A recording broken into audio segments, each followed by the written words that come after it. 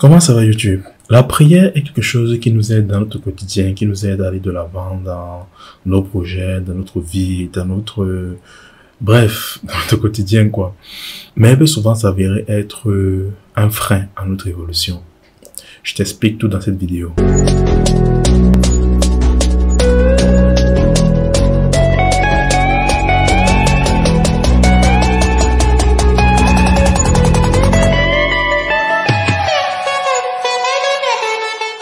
Salut à toi, moi je m'appelle Gaston PQ, je suis entrepreneur et je suis également disciple de Christ.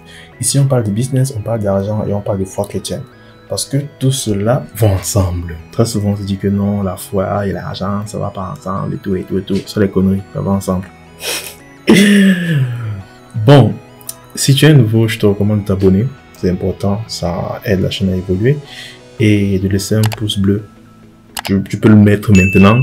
Comme ça, si à la fin de la vidéo tu n'es pas satisfait, tu peux l'enlever. Et surtout d'activer la cloche de notification, ça aide beaucoup pour être informé de toutes les vidéos qu'on va sortir. Aussi, j'ai mis dans la barre de description un guide gratuit qui t'apprend des business en ligne que tu peux lancer depuis l'Afrique. Donc je te recommande dans la barre de description, saisis ton guide. C'est quoi la prière? Il y a beaucoup de définitions. Mais on va faire simple. La prière, c'est juste parler à Dieu. Voilà, c'est ça la prière. Parler à Dieu. Il ne faut pas forcément une position spécifique, pas forcément avoir les yeux fermés. Non. Tu parles à Dieu comme si tu parlais à un ami. C'est juste ça la prière. Et pourquoi donc c'est un problème au niveau de l'entrepreneuriat? Pourquoi c'est quelque chose que, bref, que je ne recommande pas en fait. Pas que je ne recommande pas, mais que je dis, il faut vraiment y aller avec des pincettes. On dit ça comme ça. Tout d'abord, quelle est la place de la prière dans le succès entrepreneurial? Généralement, lorsqu'un élément est capital dans la réussite d'un projet, il occupe une place capitale dans le cas général. C'est-à-dire que quand tu vas prendre peut-être 10 personnes, là c'est une étude scientifique, tu vas prendre peut-être 10 personnes qui ont, je vais dire n'importe quoi, succès dans les entreprises, tu vas voir l'élément là apparaître régulièrement. Et très souvent, lorsqu'on parle de succès des gens, de success story, des gens qui ont réussi à amasser de grandes fortunes, il y a des éléments qui reviennent énormément, mais la prière n'apparaît pas beaucoup. On va pas se mentir, la prière n'apparaît pas beaucoup. Suis l'histoire de tous les hommes riches de ce monde. Beaucoup n'ont pas réellement mis la prière devant. Tu vois un peu genre. Beaucoup n'ont pas réellement mis la prière devant. Et ça, c'est déjà un premier indicateur qui est la prière ne garantit pas le succès. Tu peux prier, mais tu échoues. Tu peux ne pas prier et tu réussis. Je l'ai déjà parlé dans une vidéo. Mais la prière ne garantit pas le succès. Or, beaucoup d'enfants de Dieu prient pour ne pas échouer. Un des éléments qu'on peut constater dans la vie de beaucoup de gens qui ont réussi, c'est l'échec. Personne n'a réussi du premier coup. C'est très rare de voir ça le cas. C'est vraiment très rare. Très souvent, ils ont fait un business, 2, 3, 4, 5, 6, 7. C'est le 10e qui a fonctionné, qui a fait un grand malheur. Et les médias ils ont dit, un jeune a réussi à devenir millionnaire avec un seul business. Tu vois un peu genre. Donc voilà, c'est la presse, ça les médias, donc ils veulent gagner de l'argent. Il faut qu'ils aient des titres comme ça pour accrocher. Beaucoup se cachent derrière la prière pour cacher les peurs de l'échec ou cacher les peurs de se lancer. C'est ce que beaucoup font. Ils se cachent derrière la prière en mode que voilà, j'ai prié, je veux prier pour être totalement sûr, pour être certain que Dieu veut que je me lance à l'intérieur. Tu ne seras jamais assez certain pour le faire. Crois-moi, tu ne seras jamais assez certain. Il y aura toujours une perspective que ça ne va pas marcher. Donc voilà. Donc la prière ne garantit pas le succès. Je crois que j'en ai déjà parlé dans une vidéo où je te parle de gens qui sont chrétiens, qui sont nés de nouveau, notamment l'histoire du prophète et de la veuve dans 2 rois. Tu parles de l'histoire là en question, tu dis qu'il était profondément croyant et voilà, il a quand même fini pauvre. Parce que oui, prier ne rend pas forcément riche. Tu vas prier pour ton business, il va forcément échouer. Je suis pas sûr qu'il va réussir du premier coup. Il peut échouer comme il peut ne pas échouer. Ça dépend des actions que tu vas poser au quotidien, tu vois. J'aime dire que le succès et l'échec, c'est pas un événement qui arrive, c'est pas un truc qui te surprend. C'est prévisible. On peut prévoir que quelqu'un va échouer. On peut prévoir que quelqu'un va réussir. Ce n'est pas un truc que ça tombe, non. Ça se passe, se prévoit. Et même la Bible fait comprendre clairement que tu peux ne pas être chrétien, mais tu réussis très facilement. Il y a un verset qui dit, à quoi sert-il un homme de gagner le monde si en retour il perd son âme? Donc, même la Bible dit, il est tellement possible de gagner le monde et de devenir riche, être une célébrité, avoir le succès dans ce monde. Mais souvent, en contrario, tu vas perdre ton âme. Genre, quand tu fais ça et que tu n'as pas crise dans ta vie, tu vas perdre ton âme. Je veux vraiment qu'on mette les choses claires. Ce n'est pas que quand tu vas gagner le monde, tu vas forcément, non. C'est quand tu gagnes le monde et que tu n'as pas fait Christ ta priorité, tu vas perdre ton âme. Tout ça pour dire quoi? Le verset nous fait comprendre qu'il est très possible de réussir sans Christ. Je suis désolé de le dire, Mais il est très possible de réussir dans ce monde sans Christ. Maintenant, la vie sur terre, c'est une goutte d'eau dans l'océan de l'éternité. Après la crise, tout sera utile. Même l'actuel. Parce que la vie éternelle ne commence pas lorsqu'on meurt, mais lorsqu'on donne notre vie à Jésus. Donc c'est un peu ça. Pour te dire d'abord, que la prière ne garantit pas le succès. Beaucoup de gens ont transformé le sens de la prière en mode que voilà, grâce à ça, je vais réussir. C'est très faux. De plus, il faut savoir une chose que tout se voit un peu bizarre. Tu veux lancer une activité, tu veux lancer un business, tu veux lancer un projet. Au lieu de te former, d'apprendre de ceux qui ont réussi à faire ce que tu voulais faire, beaucoup de gens prient. Genre, je comprends pas. Au lieu de te former, au lieu de chercher à avoir les compétences pour ton business et autres, beaucoup de gens pouvaient prier et se lancer comme ça. Je vais dire quoi, c'est stupide. Non, c'est stupide de le faire. Si tu veux réussir dans le business, tu dois apprendre de ceux qui ont réussi. Mais beaucoup de gens le font ça, prient et s'étonnent que ça ne marche pas. À la fin, dit que, oh, c'était pas la volonté de Dieu. Gars, champion, n'exagère pas aussi.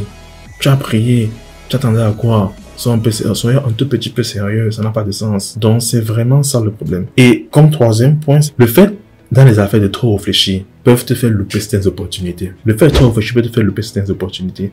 J'ai des gens, je me rappelle, je leur ai proposé une activité et ils m'ont fait comprendre qu'avant de se lancer dans l'activité, dans la chose, dans un projet, dans quelque chose de quelconque, ils prennent toujours 3 jours de jeûne et de prière. Je dis, ok, c'est cool, hein, c'est cool. Je dis pas que c'est contraire, mais c'est cool. Mais il y a des choses que ça arrive aujourd'hui, ça n'arrive plus demain. La prochaine fois que tu vas encore voir, c'est dans 5 ans. Tu vois un peu. C'est bien de le faire, c'est vraiment bien de le faire. Mais très souvent, c'est pas forcément la meilleure approche pour le faire. Une des choses qu'il faut avoir dans le monde des affaires, c'est quoi? S'adapter rapidement. S'adapter rapidement. Tu dois savoir t'adapter rapidement. Oh, j'ai toujours fait ça. Oh, c'est toujours comme ça que j'ai grandi. Oh, c'est comme ça que j'ai toujours fait. Bro, pense à changer. Pense à changer. Même si tu as fait comme ça, pense à changer. Dans le monde des affaires, il faut apprendre à se décider vite et rapidement. Et pour cela, il y a différentes méthodes qu'on peut utiliser. Tu peux d'abord demander conseil à ceux qui ont déjà entrepris quelque chose. Arrêtez de demander les conseils à l'entrepreneur et au pasteur. Je suis désolé, mais ils ne connaissent pas grand chose à ça. Non, beaucoup ne connaissent pas grand chose à ça. Je suis désolé de le dire. J'ai aussi une fois des conseils de pasteur au niveau de l'entrepreneur. C'était l'opposé de ce qu'il fallait. C'était vraiment l'opposé de ce qu'il fallait faire. Donc, c'est pas forcément les personnes les plus qualifiées pour ça. Si vous avez besoin de conseils, vous pouvez me contacter pour que je vous conseille par rapport. Donc c'est ça en fait qui est important. Beaucoup, à force de vouloir trop prier, finissent par louper l'opportunité qui était devant eux. Et après regretter que ouais, si je savais que non. Et naturellement, ce que j'aime beaucoup avec le peuple de Christ, c'est qu'on veut toujours trouver un bon justificatif. Ça s'est mal passé. Non, vraiment, c'est Dieu qui ne voulait pas que je fasse. Ton gars va voir ailleurs. Non, vraiment, c'était pas la volonté qu'on soit ensemble. Bien que tu aies comporté comme une vraie mégère, comme une vraie sorcière, c'était pas la volonté du coup que vous soyez ensemble. Tu as beau espérer pour dire que voilà, on arrête de cheminer ensemble et autres. Non, c'était pas la volonté qu'on soit ensemble. Pourtant, tu te comportais très mal avec eux. Ta vie se passe bien, mais tu n'investis pas, tu n'entreprends pas et autres. Et quand tu perds ton travail, non, Dieu va m'apprendre que je suis à travers cette souffrance. On a toutes des raisons étranges. C'est ça qui m'arrive souvent. Que faut-il donc faire? Tu as dit, voilà, prier prend le temps, faut pas toujours prier. Oui, maintenant, qu'est-ce qu'il faut faire? J'ai envie de dire, comme j'ai dit précédemment, si tu es face à une décision compliquée, tu es un peu non, tu es face à une décision compliquée, prie, c'est important. Pas pour que Dieu prenne les décisions pour toi, mais pour qu'il t'inspire. Vois les avantages et les inconvénients de la chose. Sois objectif. Rassure-toi, le risque zéro n'existe pas. Ce sera toujours risqué. On est d'accord. Et par la suite, demande conseil à ceux qui ont déjà entrepris quelque chose. Demande leur conseil. Et si on donne les conseils aux gens, donc tu peux m'écrire pour demander un conseil pour un coaching, demande conseil aux gens. Les projets échouent faute d'assemblée qui délibère, nous dit la Bible. Et très souvent, je vais terminer par ça. On se dit que voilà, Dieu nous appelle pas à faire ci, ça, parce qu'on est mal à l'aise à faire telle chose. On n'est pas forcément, je vois souvent des gens qui, par exemple, ils vendent des produits et services et ils ont peur de les mettre en statut. Parce qu'on connaît les gars ici comme un bishop qui met toujours les basiques en statut, qui met toujours aussi en statut. Ils ont peur de mettre ça en statut. Et ils sont mal à l'aise à le faire. Ils disent que vraiment, j'ai essayé, mais vraiment, j'étais mal à l'aise par rapport à faire ça. J'étais comme si je trahissais Dieu, patati, patata, sans savoir que non, tu ne trahis pas Dieu, ou bien c'est normal, tu sois mal à l'aise. C'est le contraire qui sera même bizarre. Tu as toujours fait quelque chose. Aujourd'hui, tu es en train de changer tes habitudes. Dès un début, tu es mal à l'aise. Moi, la première fois que j'ai posté mes services en statut, mais j'étais très mal à l'aise. J'étais vraiment très mal à l'aise. Qu'on ne se mente pas. C'est vraiment par la suite que j'ai commencé à être plus à l'aise par rapport à ça. À force de faire ça. Il y a des gens qui me disent que vraiment, Gaston, on ne te connaissait pas comme ça. Hein.